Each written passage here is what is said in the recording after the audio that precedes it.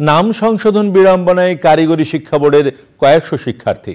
বোর্ডের ভুলের কারণে যেসব নাম ভুল ছাপা হয়েছে সেগুলোও সংশোধন হচ্ছে না বছরের পর বছর।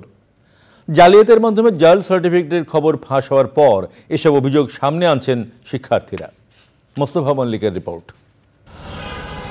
বাংলাদেশ কারিগরি শিক্ষা বোর্ড দেশের 11টি শিক্ষা বোর্ডের মধ্যে একটি।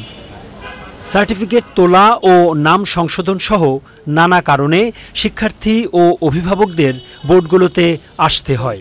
দেশের বিভিন্ন বোর্ডে কিছু কিছু অনিয়ম শোনা গেলেও কারিগরি বোর্ডের অনিয়ম এখন ওপেন সিক্রেট।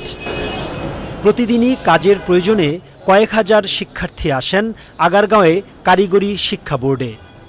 সৈয়দপুর সরকারি টেকনিক্যালের একাদশ শ্রেণীর ছাত্র মার্টিন। নবম শ্রেণীতে বোর্ডের ভুলে তার মার্টিন থেকে নাম হয়ে যায় মার্টিনা। সৈয়দপুর থেকে ঢাকায় গত 1.5 বছরে এসেছেন একাধিকবার, কিন্তু কাজ হয়নি কিছুই। আমার নাম হচ্ছে মার্টিন স্পেস এ স্পেস মল্লিক, ঠিক আছে। তো এখন কারিগরি বোর্ডে যখন আবেদন করি ফর্ম ফিল আপের জন্য, তখন তারা করে দেয় কি মার্টিন মার্টিনের সাথে এটা যোগ করে মার্টিনা মল্লিক করে।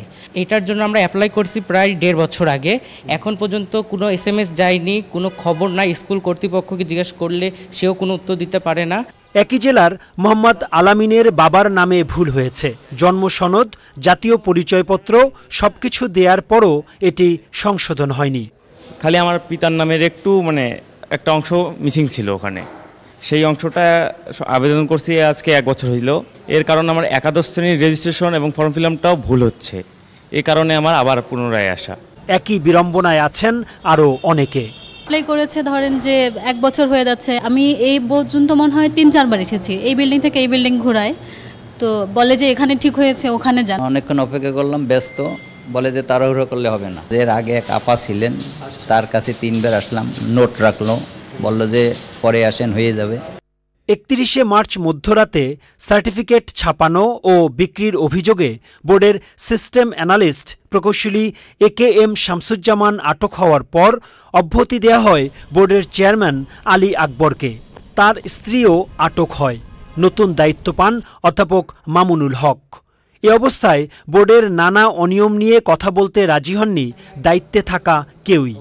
তবে টেলিফোনে চেয়ারম্যান বলেছেন দীর্ঘদিনের অনিয়মের জট খুলতে কিছুটা সময় লাগবে। Mostafa Mallik, channel I, Dhaka.